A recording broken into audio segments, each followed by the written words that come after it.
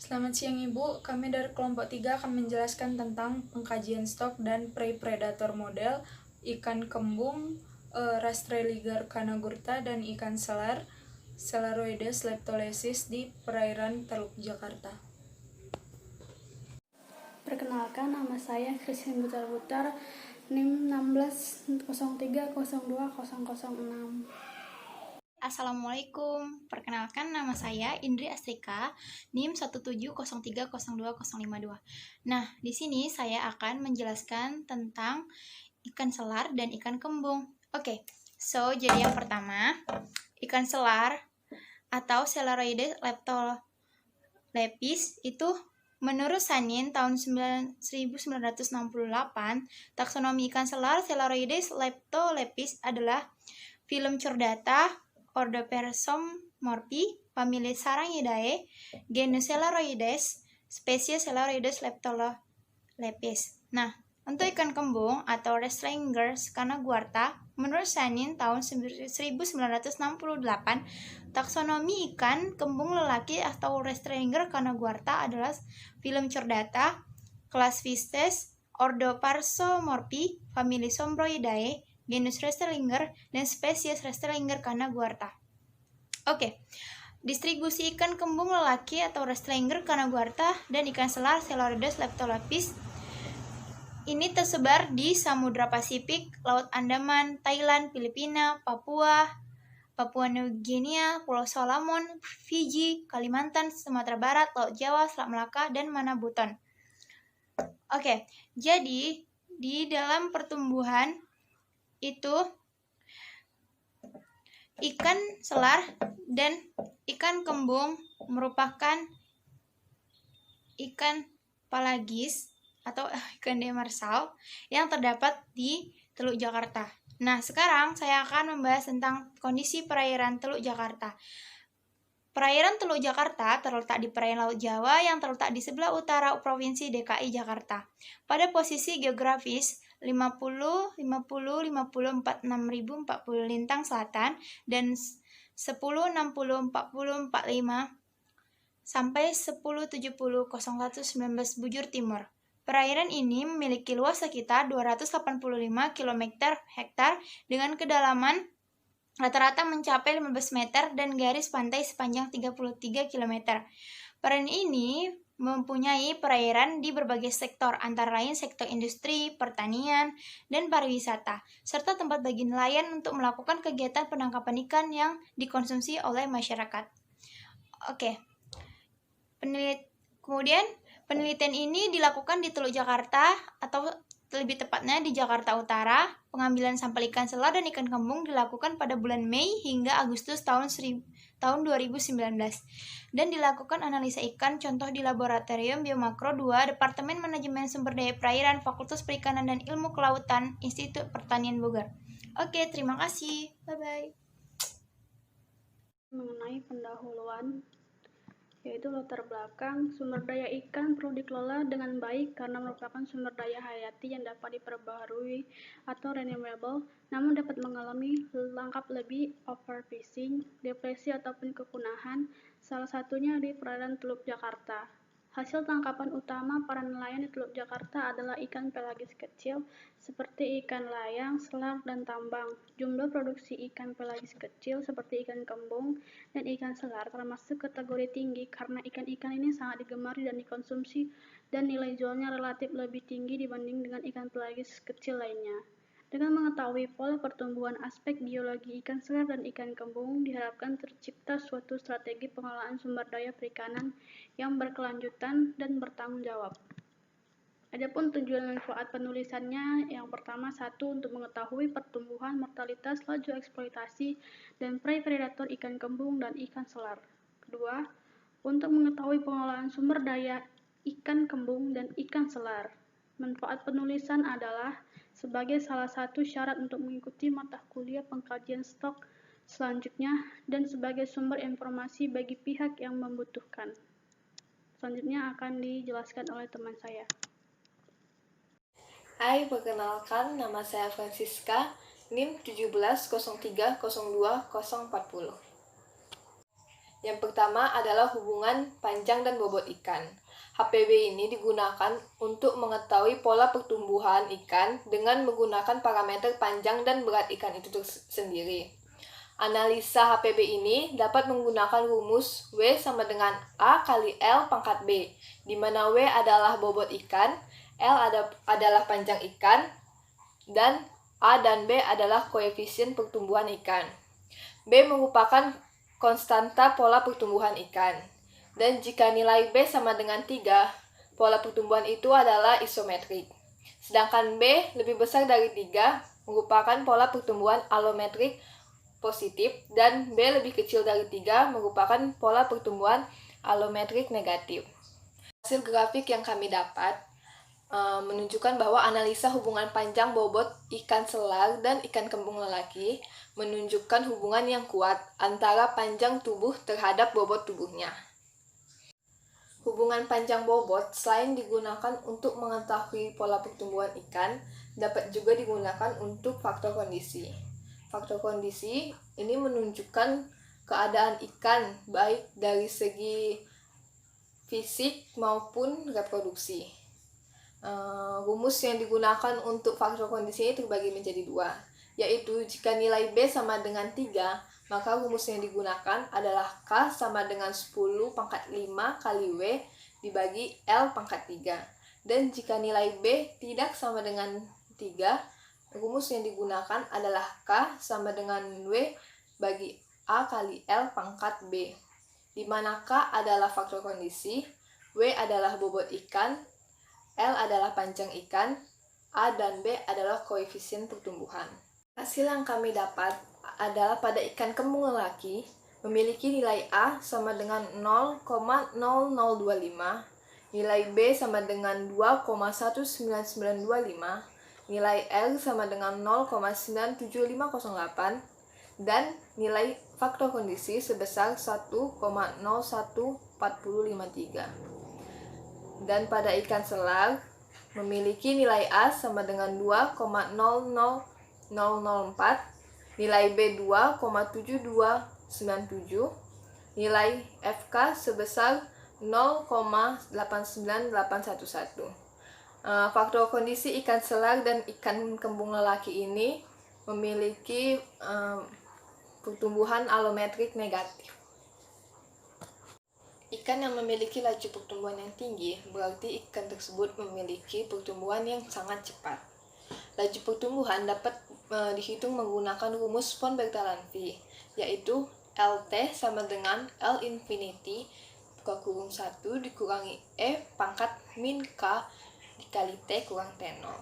Dan untuk mencari nilai T menggunakan rumus log T0 sama dengan 0,3922 dikurangi 0,2752 dikali log L infinity dikurangi 1,038 dikali log K, di mana LT adalah panjang ikan pada saat umur T, L infinity adalah panjang isomatik, dan K adalah koefisien laju pertumbuhan, T adalah umur ikan, T0 adalah umur ikan pada saat panjang ikan pertama kali, itu 0. Hasil dari kurva yang kami dapat, yaitu kurva pertumbuhan ikan kembung lelaki dan ikan selar mengalami pertumbuhan setiap bulannya. Di sini berarti ikan selar dan ikan kembung lelaki ini memiliki pertumbuhan yang sangat cepat di tiap bulannya dan laju pertumbuhannya sangat tinggi. Pendugaan panjang pertama kali ikan ditangkap dapat dilakukan dengan membuat grafik hubungan antara distribusi panjang dan jumlah ikan, sehingga dapat membentuk kurva sigmoid. Perhitungan LC ini dapat digunakan dengan rumus SL sama dengan 1 ditambah 1 per 1 tambah XP dikali S1 kurang S2 dikali L. Dan LC sama dengan min A dibagi B, di mana SL adalah nilai dugaan, L adalah nilai tengah kelas panjang, A dan B adalah konstanta, dan LC adalah panjang ikan pertama kali ditangkap. Dari hasil yang kami dapat, diketahui bahwa ikan kembung lelaki panjang pertama kali ditangkapnya itulah berkisar 151 sampai 169 mm. Dan pada ikan selar didapat dengan hasil ukuran 127 sampai 148 mm. Lalu saya akan menjelaskan mengenai mortalitas, yaitu penurunan stok dari suatu populasi menyebabkan tingkat kematian baik secara alami maupun akibat penangkapan dari individu tersebut. Kematian alami merupakan beberapa faktor lain, pemangsaan, penyakit, serta stres, pemijahan, kelaparan, dan usia tua. Saya akan menjelaskan dengan analisis mortalitas menurut hubungan linear melalui Pauli. Mortalitas alami sama dengan min 0,0152 kurang 0,279 ln panjang asimtotik pada persamaan von Bartholin-V ditambah 0,6543 ln koefisien pertumbuhan pada persamaan pertumbuhan von Bartholin-V ditambah 0,463 ln rata-rata suhu permukaan air dengan satuan Celcius. Baik, saya akan menjelaskan tentang hasil mortalitas ikan kembung dan ikan selar di Teluk Jakarta. Mortalitas total dari ikan kembung 1,18, ikan selar 2,08, mortalitas alami dari ikan kembung 1,22635, ikan selar 1,12174, mortalitas penangkapan 0,5846 dan sedangkan ikan selar 1,4862 dan eksploitasi ikan kembung 0,47674, ikan selar 1,3249. Nilai mortalitas penangkapan pada ikan kembung lebih kecil daripada mortalitas alaminya, sedangkan pada ikan selar nilai mortalitas penangkapannya lebih besar dibanding nilai mortalitas alaminya. Hal ini menunjukkan bahwa ikan kembung belum terjadi pemanfaatan yang optimal, sedangkan pada ikan selar pemanfaatannya sudah berlebih. Laju eksploitasi merupakan indeks yang menggambarkan tingkat pemanfaatan stok di suatu perairan. Laju eksploitasi dilambangkan dengan huruf E dan apabila nilai E sama dengan 0,5, maka tingkat pemanfaatan stok di perairan tersebut sudah optimal. Jika nilai E kurang dari 0,5, maka pemanfaatan belum optimal. Dan jika nilai E lebih dari 0,5, maka sudah terjadi overfishing. Di sini kita lihat laju eksploitasi yang terjadi pada ikan kembung lelaki dan ikan selar yang terdapat di Teluk Jakarta. Laju eksploitasi yang dialami oleh ikan kembung lelaki menunjukkan angka 0,47674 yang berarti bahwa tingkat pemanfaatan ikan kembung lelaki di Teluk Jakarta belum mencapai titik optimal. Sedangkan untuk laju eksploitasi ikan selar menunjukkan angka 1,32496 yang menyatakan bahwa laju eksploitasi yang terjadi pada ikan selar sudah melebihi batas atau overfishing. Pendugaan yield perekrutmen relatif merupakan salah satu model yang biasa dipergunakan sebagai dasar bagi strategi pengelolaan perikanan. Di sini dapat kita lihat yield perekrutmen yang terjadi antara ikan kembung lelaki dan ikan selar. Dari kurva ini kita mengetahui bahwa sekali perekrutan terjadi pada ikan kembung lelaki, maka berat ikan tersebut di atas 0,75.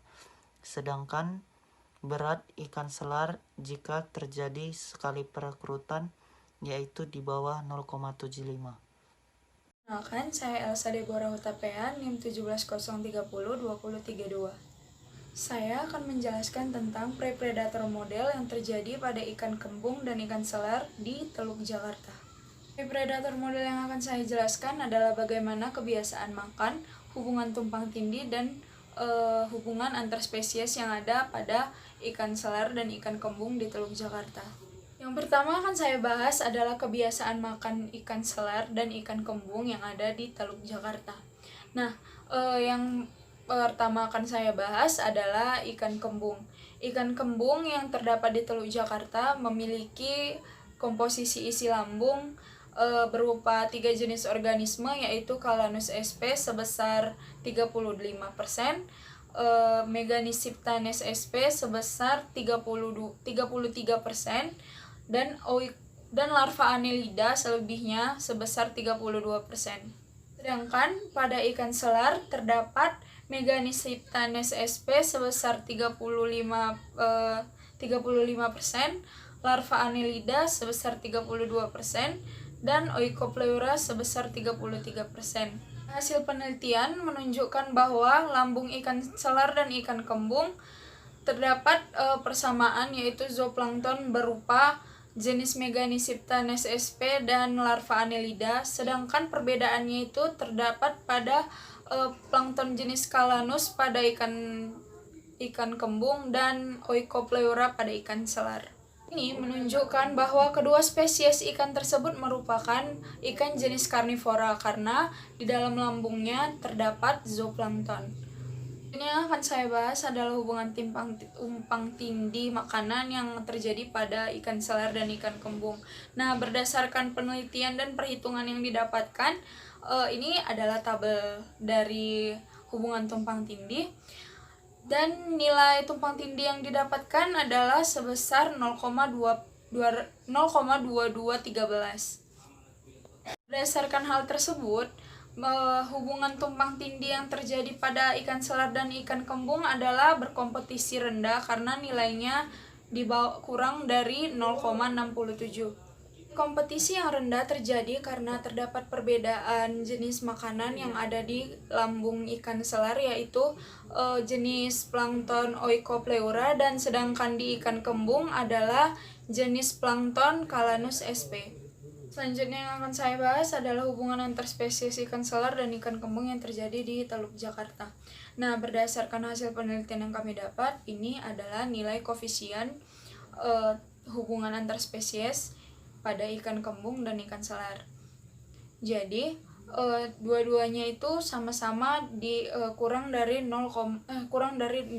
Nilai koefisien kurang dari 0 menunjukkan bahwa hubungan ketergantungan antar spesiesnya itu saling berkompetisi. Hal ini juga dinyatakan oleh Cahyono 2014. Jadinya saling berkompetisi antara dua ikan ini disebabkan oleh perairan yang sama, dan kedua ikan ini juga merupakan sama-sama ikan pelagis yang tinggal di kolom perairan yang sama pula.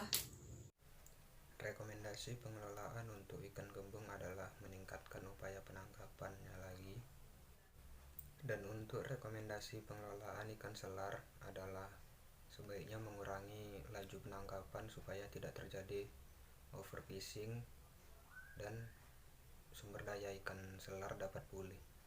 Kesimpulan yang dapat diambil yang pertama yaitu ikan kembung dan ikan selar ini mengalami pertumbuhan alometrik negatif, di mana pertumbuhan panjang pada kedua ikan ini lebih cepat daripada pertambahan bobotnya.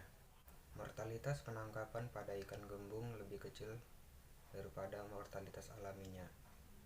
Sedangkan pada ikan selar, mortalitas penangkapannya itu lebih besar daripada mortalitas alaminya.